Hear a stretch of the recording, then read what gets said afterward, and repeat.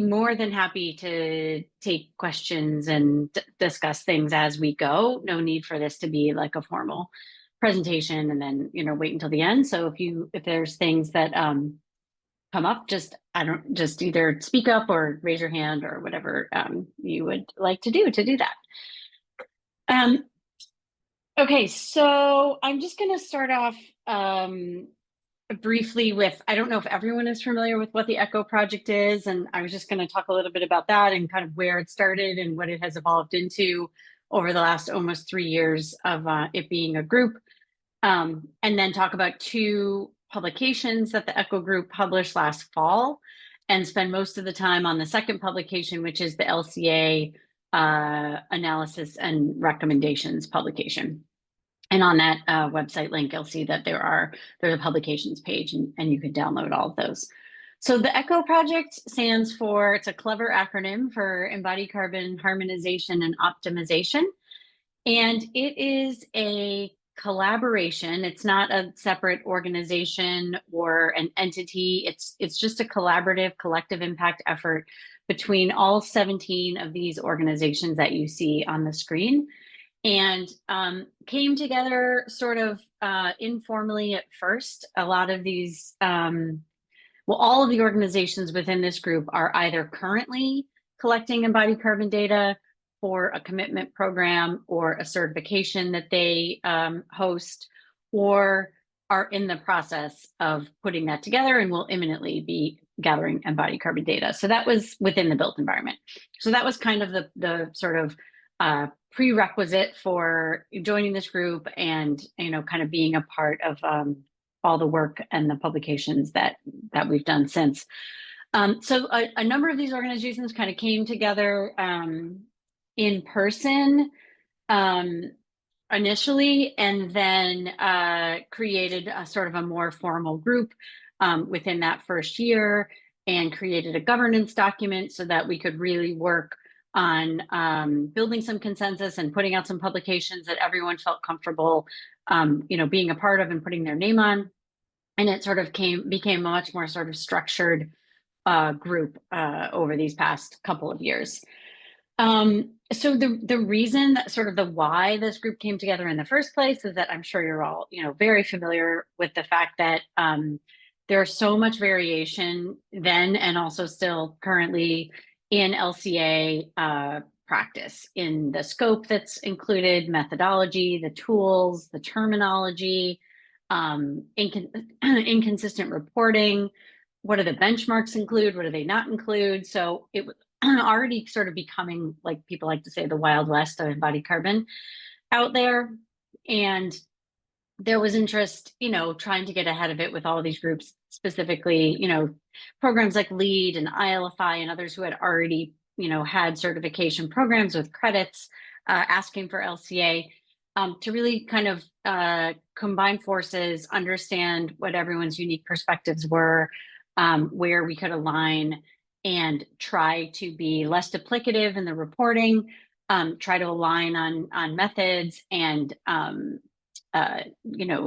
scope and terminology, things like that. And kind of ultimately create less of a headache for practitioners who are trying to maybe, do the whole building LCA credit for LEAD, and also submit a whole building LCA for a municipality, like City of Cambridge, who's asking for that, and start to try to create some public facing reference that says, if you're going to put this into some sort of requirement, look to this for recommendations. So I won't go into this in detail, just to kind of, this was a photo of the in-person gathering that happened back in March of 2023. So yeah, just 2 years in its formation. And there were, then a number of virtual meetings, sort of a commitment to continue to convene at the very least and have these conversations. And then at the end of or fall of that first year, there were some announcements at Greenbuild and Climate Week that there was at least an internal draft of a framework and a schema for reporting LCA, and that progress was being made, and good things were to come from this group.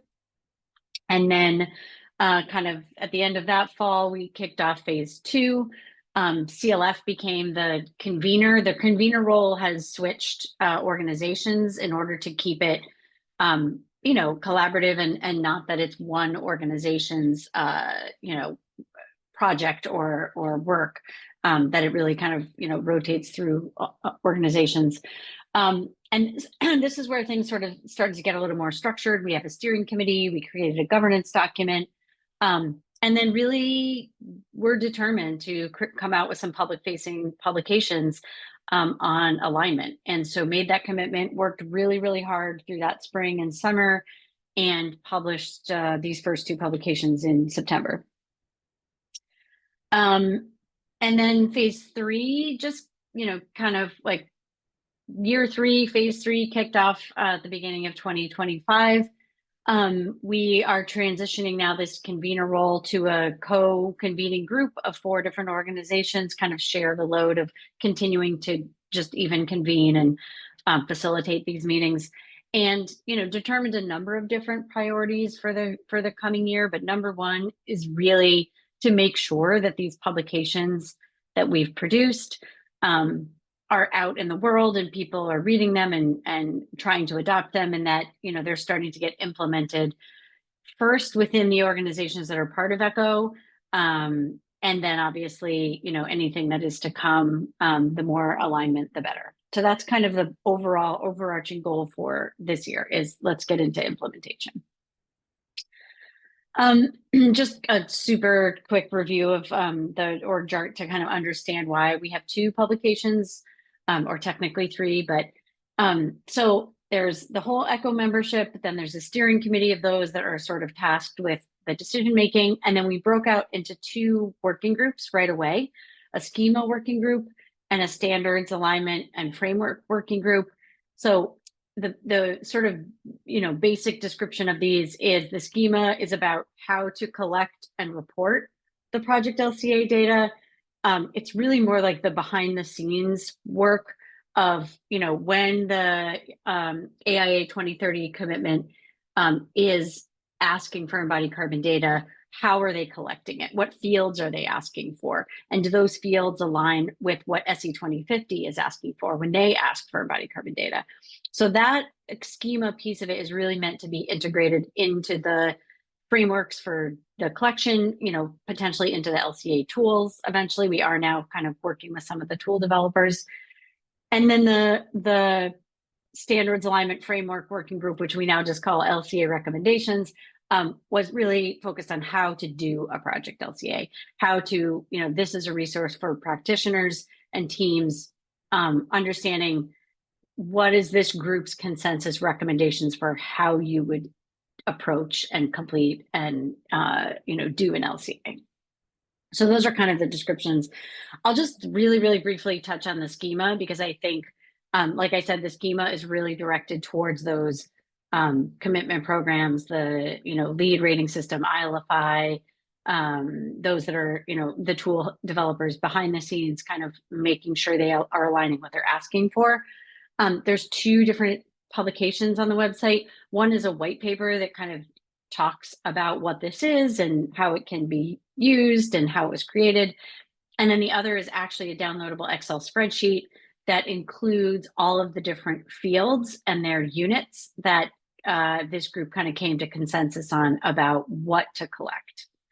And I should mention too that one of the biggest challenges of this is that very intentionally, the ECHO group includes not just those that are, working on buildings, but also infrastructure and also landscapes. So one of the biggest challenges was trying to align those fields. When you talk about what a site is, when you're reporting like the site area, it's not, in this case for ECHO, it's not just the building site, it's whatever the full site is, and including any landscape. If you're looking at an infrastructure project, that's a very different type of like site area, site description, potentially. So we were really working to try to make this a useful tool as things like climate positive design for landscape architects has come about and is collecting data.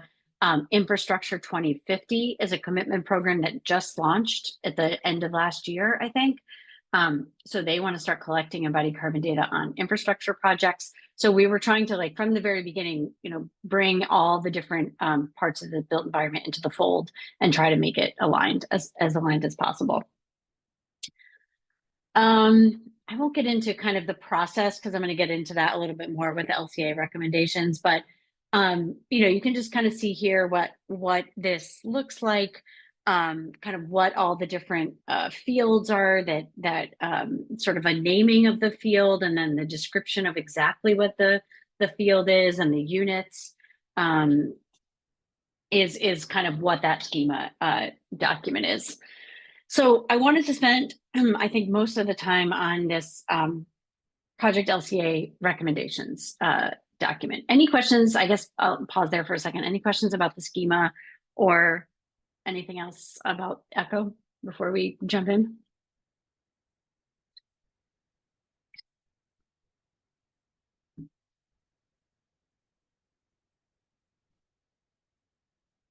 Okay.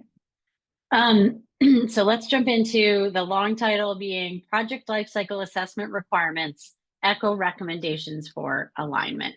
So essentially what this document is the output of a working group within ECHO that included individuals from many or most of the organizations that you saw, meeting regularly to kind of review what is out there already and talking through the pros and cons of what is out there already, and then coming up with some consensus recommendations.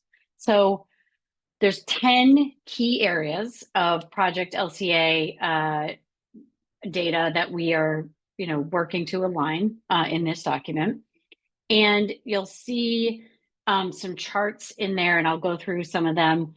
But there are 3 different categories. So we created an absolute minimum category. So this is what ECHO thinks is the absolute minimum that you should be collecting, and what your absolute minimum field requirements are for that various topic. And then the middle, there's a strongly recommended category, which essentially means many or most of the organizations felt like that's really where we should be. So for example, I'll just quickly touch on the example of like life cycle stages. So the consensus, like absolute minimum, was that you should be looking at A1 to A5 always. You should not, be just stopping A1 to A3. It should at the bare minimum be A1 to A5. But then ideally, you're looking at cradle to grave, so A to C as the highly recommended approach. And I'll talk a little bit more about how these things came to be. And then the third column is future considerations of the ECHO project. So in some cases, this is where we think the practice should go, what we think LCA should be doing and collecting. You can see here, for example, the other modules that are not included in even the strongly recommended category. And then there's a little bit of explanation as to, why, how that came to be, what those sort of future considerations are. So how we sort of started this work is by looking at 29 different standards, policies, programs that currently, as of the end of this assessment last summer, because things have already changed since then, right? There's already new things that have been, new policies, new revisions. LEAD v5 is coming out. This is going to be constantly, needing to be updated. And kind of looked at all of these together and tried to start understanding what each of them required. It focuses on North America. There's a couple of comments and things about global considerations. And we took a lot of inspiration from this analysis in Europe that was done by Ramble, looking at European LCA and coming up with kind of a sort of a similar approach to understanding what's happening in Europe in terms of LCA practice.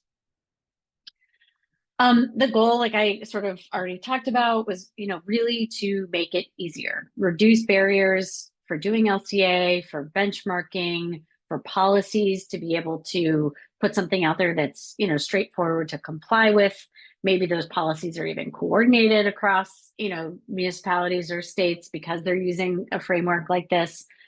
And like I said, sort of the initial target audience is the ECHO project organizations.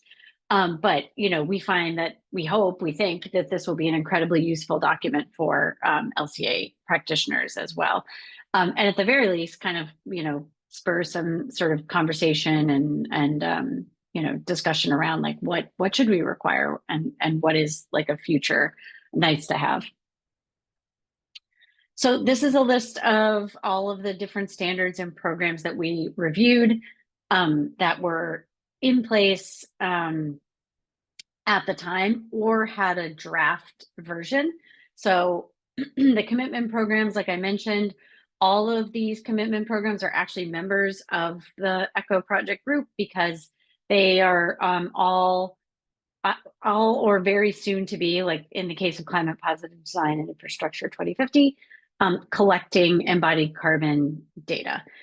So at the very least, like I had mentioned, AIA, SC 2050, MEP, like they should probably be collecting and asking for the same, LCA information in the same format, in the same structure, so that it's very easy for those, projects to kind of cross-report.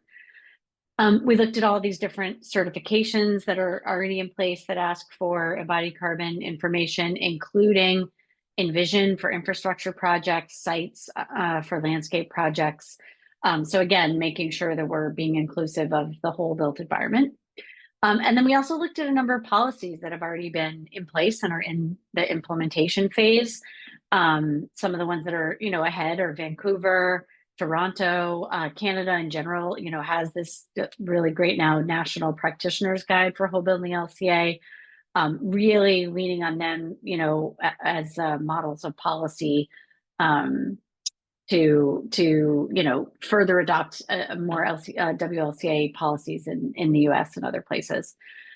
Standards, like I said, some of these are in draft form, like ASHRAE 240P, but we had, public drafts of those, and then some other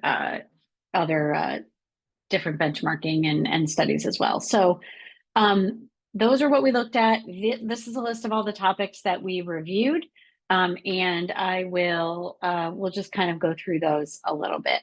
So this, I already kind of talked through this, the 3 different categories for all of these different topics. So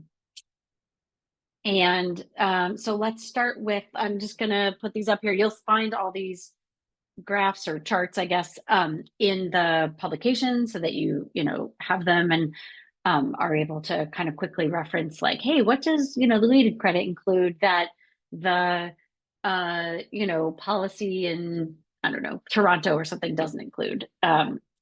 So life cycle stages, impact categories, we're just kind of breaking these into different sections that fit on the slides. But so impact categories and indicators, we focus strictly here on global warming potential, which is what we use to term embodied carbon. And the idea is that, future considerations of the ECHO project will hopefully consider other impact categories. But just at this time, this just focusing on embodied carbon and GWP was already, a pretty significant undertaking. For life cycle stages, again, I already kind of used this as an example, but, for buildings and site work and infrastructure, bare minimum would be A1 to A5. And then strongly recommended A to C. And here's some, explanation as to why that is. And then recognizing that potentially in a future scenario, we're including some of the other modules that aren't even necessarily in anyone's guidance or requirements right now, but that are being discussed, as a future case. Reference study period, which is essentially the life of the project. This was a challenging one because of the difference between buildings and infrastructure projects. So currently the minimum for buildings and site work is 60 years.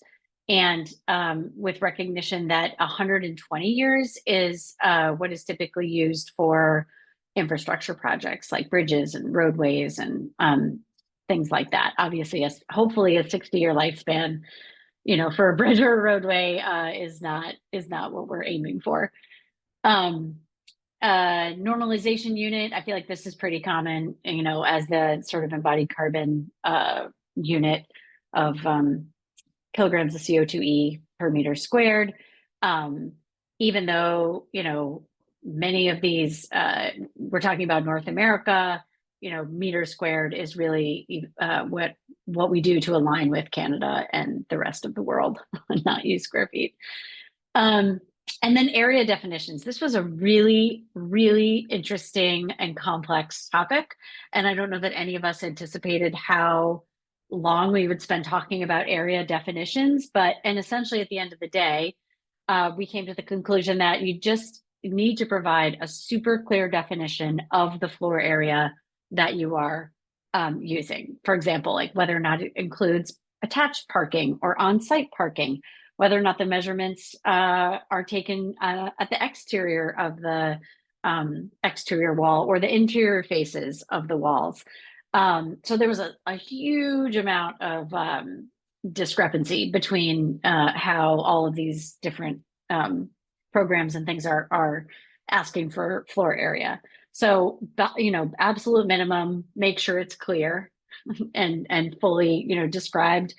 And then we have a strongly recommended where we landed, which is including exterior face of exterior wall, but excluding parking as a gross floor area. And then there's a differentiation to a built floor area, which would include the parking. So that's kind of where we landed.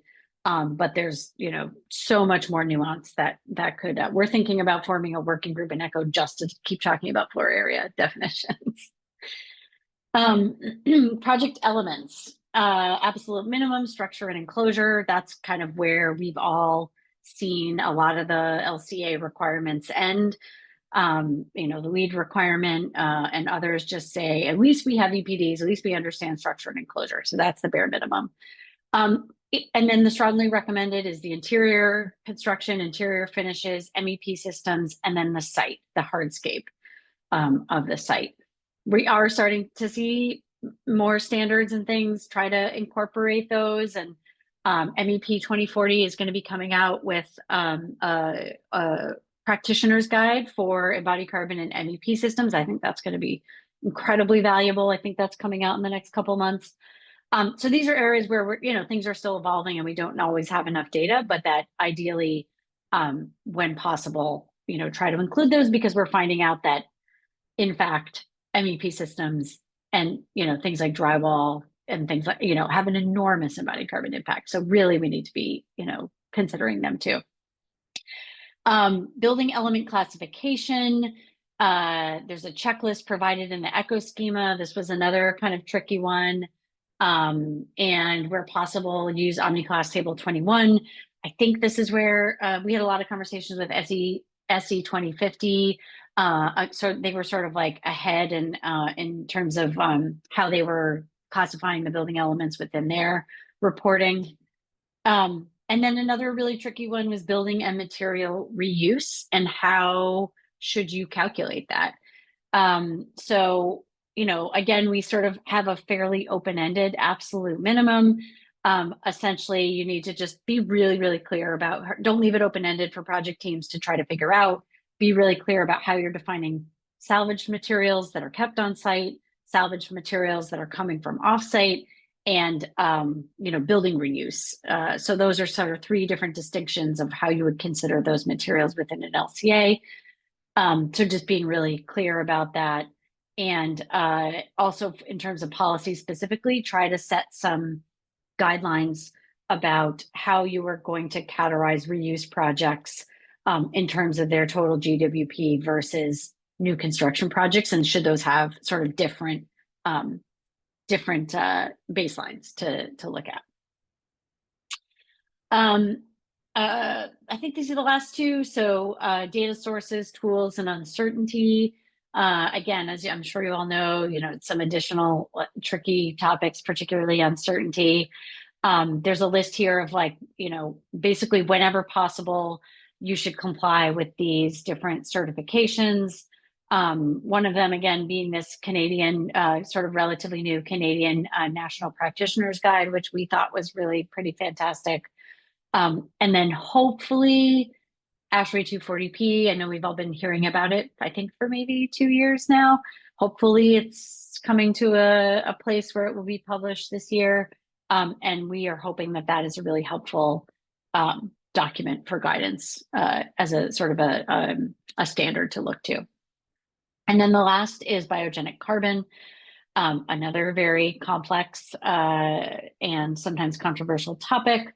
At the bare minimum, we're saying that that biogenic carbon storage and sequestration should be reported separately. So at the bare minimum, don't just report the net where you're subtracting out the biogenic carbon, but actually just take that number, report it separately. Site the same is true of site sequestration.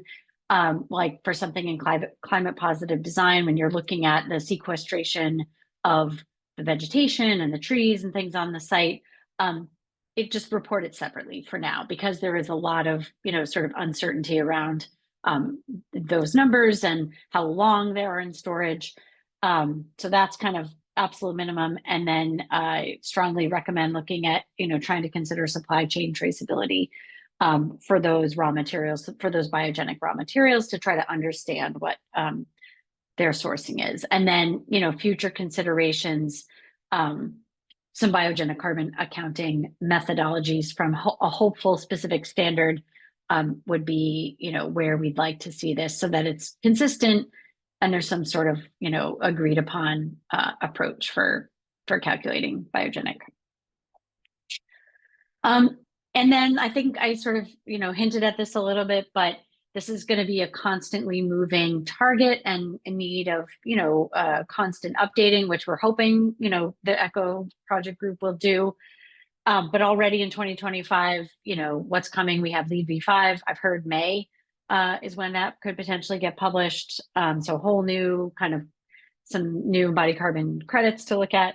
The SCI pre-standard for assessing embodied carbon just specifically for structural systems. There is a proposed standard, ResNet 1550, which is an embodied carbon standard for small scale residential projects that use a HERS rating, kind of working embodied carbon reporting into that HERS rating work that they already do about, operational energy. And then this, ASHRAE 240p hopefully will be coming out as well. And then there's new policies being proposed and adopted all the time. New York State is currently working on some LCA guidance for their Executive Order 22. So hopefully that will be another kind of touch point, and they'll be aligning with some of these recommendations, and then lots more policies on the books. We have 3 more bills that were introduced in Massachusetts for this legislative session, all of which address embodied carbon in some way. So that's exciting. So that's kind of the overview. I have all of the different graphs in here for all the different topics that we talked about. I would think maybe like if there's, if we want to talk about any of the specific topics or dive into any of that, we can do that. These charts are all within the publication. So essentially what they all show is all of the 29 different standards that we looked at across within the topic. So this one's impact categories. What were they already requiring? And then what was either optional or recommended, and then what is not included at all. So this one you can see a ton of alignment, because almost all of them are requiring global warming as a collection point. But some of the other ones you'll see, so this one's life cycle stages, and you can see this one's a little bit more all over the place. Most of them are, A1 to A5, but then after that, it really becomes quite variable in what is required, what is encouraged, and what is optional. So these are really, I think, nice like comparison charts to look at, when you're kind of trying to understand how much alignment there is already on one of these topics. And a kind of a handy guide, if you're a consultant and you're doing LCA for different, LEED and ILFI and things, or Envision, like to kind of like look here and say, oh, okay, right, they're all asking for A1 to A5. And, none of them are asking for, lead is asking for the B stages and the C stages, but ILFI is not. So kind of, using these as a reference is what we were thinking would be useful. And like I said, these graphs exist for all of the different topics that we just covered, along with some explanatory, information about how we arrived at these at the recommendations. So I will stop there and see if we want to talk about any of this, or I know that was a lot, and sometimes it's helpful to read the publication yourself and try to digest it, but at least now you get a sense of kind of what the process was and how this group arrived at it. And we're just really proud and pleased that we were literally able to get 17 different organizations to come to a consensus on both of these publications, and be able to put these out in the world and say, yes, this is what all of us think, are the recommendations at this point in time for doing LCA.